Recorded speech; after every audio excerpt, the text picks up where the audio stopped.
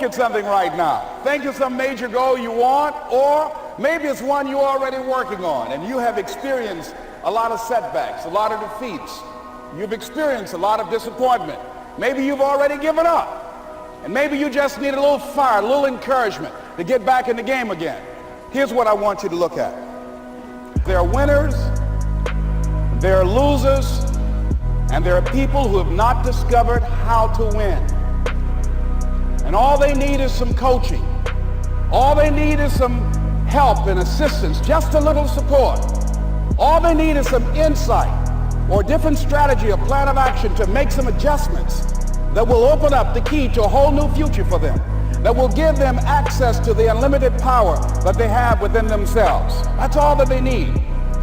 So what I want you to do is think about something you want for you, that's real for you, that's important for you, that will give your life some special meaning and power.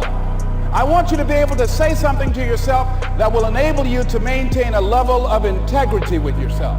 That when you say this, even when you face tremendous setbacks, it will be a benchmark to keep you in the game, to keep you moving forward and experimenting and readjusting your strategy and your plan of action, continuously looking for ways to win.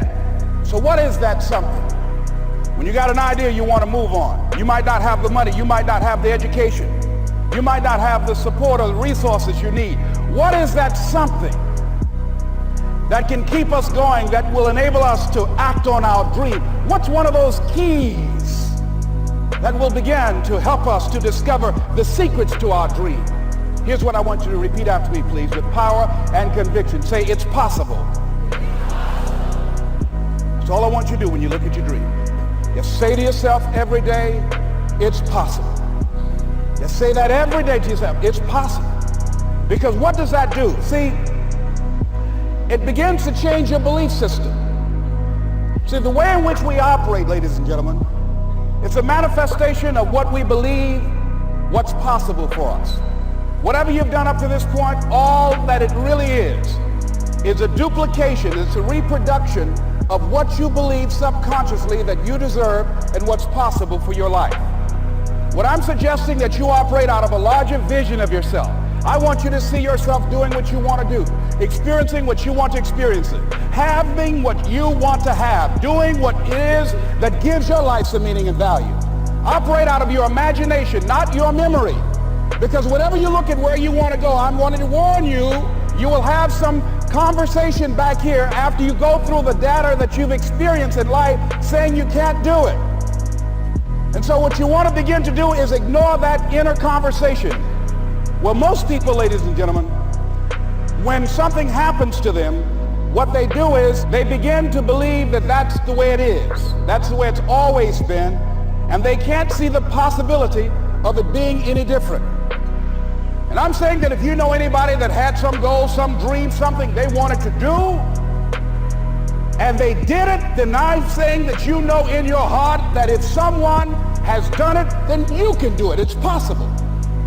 And that if someone can make their dream become a reality, that it's possible that you can make your dream become reality. And so as you begin to look at where you want to go, beginning to embrace that, it's possible. I'm blessed and highly favored.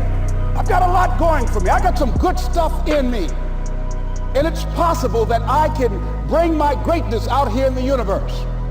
That I can do what I want to do. It's possible I can write my own book. I can have my own business. I can take the trip and travel around the world. It's possible. I can bounce back from adversity and reinvent my life. It's possible. Regardless of where I am, the things can get better for me. It's possible.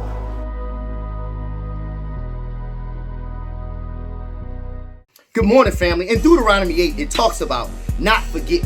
So, to not forget where one day at a time has came from, I want to stop and just give a moment of silence to those who have paved the way. Number one, for God.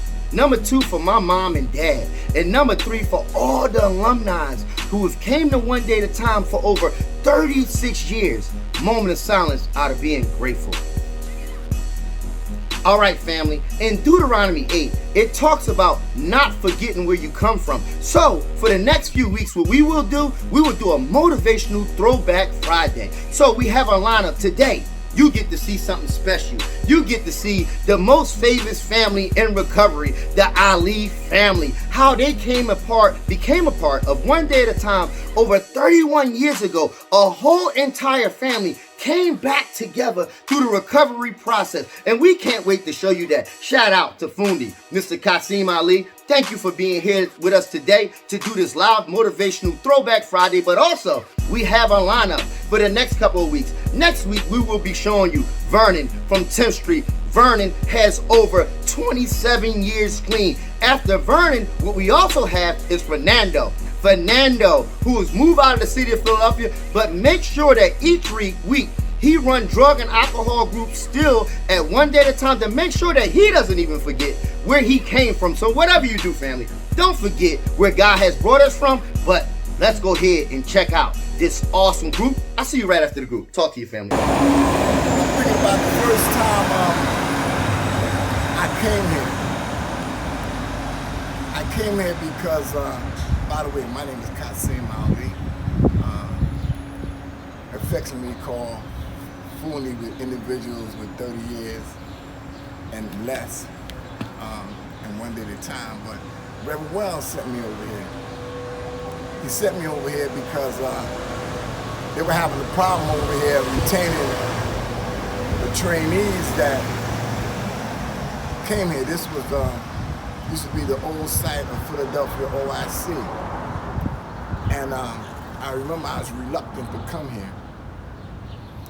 And Reverend Wells asked me, he said, Kasim, would you go down there for me? I said, Rev, I gotta do group. He said, Kasim, get somebody else to do that, man. I need you to go over there and give them the peace. What I declined to say is that Reverend Wells told me that day, he said, Kasim, go down there, man, for me, man. You never know, it could be a job for you. I said, yeah, Rev, and we chuckled. But I did come in and I spoke to the individuals, and the vice president and the president of OIC were walking through with some individuals, and they overheard my voice bellowing in the background. So I finished my task, I went back, and I got a call from the director of client services, which was Jesse Patterson. He says, Mr. Ali, man, I really think that you could really be having a positive impact on these gentlemen. They enjoyed what you were saying. They were attentive, they were listening, and I think that you could be a real asset to us. Would you be interested in a position with us? I said, I sure would, ma'am. So she said, we want you to come by and fill out an application. So which I did. It took me 5 months to secure the position, because they didn't want to give me the position because the position required a degreed individual. Anyway, I got a call from Human Resources, said, Mr. Ali, we would like to offer you the position. Are you interested in it? And at the time, the offer was $23,500 a year. And I said, well, I need to consider it. I have to consult someone, but I'll get right back with you, you know? And when I hung up the phone, I was jumping around like a maniac. You know, because now it gave me an additional opportunity to take care of my family and demonstrate that I have the merits, I have the tools to demonstrate that I'm a good father and I can provide for my family. And so I have a great affection for this place, but it was a good learning experience, and it came from an individual, Henry Wells, who had some faith and belief that I had integrity, that I had quelled my anger, because I had a lot of that, and that I had promised to be a future leader and help them develop systems in One Day at a Time. We had many conversations concerning our children, our children. Rashida Denise Ali and myself, we had 6 children that she brought into this world. A fantastic human being, a trusting, caring human being. And at one point, with me and the dregs of addiction, where it came to a point where we felt that if we place our children in the care of the state, that would give me enough time to secure a residence because we became homeless. I was reluctant, but she had been in the foster care system and she had a good experience, according to her. People were loving and forthright and decent. They knew her other siblings. She could get engaged and interface with other siblings. And I said, okay, I went along with it. But I remember that night, I cried. I got on my knees and prayed, and I cried like a baby. And in fact, she came in and saw me, and she got on her knees and prayed, and we cried together. It was a gut-wrenching, emotional experience. Because once I got to where I needed to reach, the state wanted to take me through the mill, also my wife, because they had certain provisions. And I had to be steadfast and pray, and through the grace of God, I used to tell Reverend Wells about it. I'd have turmoil and conflict with some of the guys in one day at a time, because their whole focus was on myself as opposed to the family. Reverend Wells told me, what do you need, Kasim, to secure your children? I said, well, I need a residence. He says, well, we're going to work on that. And sure enough, I wound up getting a place with Sister Margaret McKenna when she was out of town, and the community got wind that there's some young, rather thuggish-looking individuals occupying that space. And after a while, the activity subsided, and lo and behold, I didn't know she had a space there. And her and Reverend Wells concocted the idea of building me and my family an apartment on the adjacent building. Reverend Wells and ODAT leased the property for $1 from Sister Margaret, and they put some kind of Van Rubin from the Inquirer wrote an article on Christmas Day, and we came around the building. There was about 100 of us, and Reverend Wells suggested that we walk around the building 7 times to bring the walls of Jericho down like it was in the Bible. He had a real biblical sense of things and purpose. So we walked around the building 7 times and screamed, who that? Oh that. Who that? Oh that. And the building and the drugs and the spirits in the community dissipated. And we decided then that we were going to move our family in, and we moved in that day. Yo, family, that was awesome, man. What an awesome job by the whole entire Ali clan, by the posse. Mr. Ali, thank you so much. Mr. Ali, you were there for me when I even got out of the penitentiary. You gave me a job when one day at a time wouldn't even give me a job. So I just want to stop and salute the Ali family. Thank you so much. It is possible for all of us to get over 30 years clean, 35 years clean. It's possible for us to get our high school diploma. It's possible for us to graduate from college, but are you willing to work the process? Also, before we end out, whatever you do, family, make sure you stay safe. Make sure in this upcoming election that you get out there and you vote to keep bringing more and more change to our community. And the most important piece, wear your mask to protect yourself and protect others. You will just bear witness. A Motivational Friday by the servant of one day at a time, Mel Wells. Peace and blessings. Who that?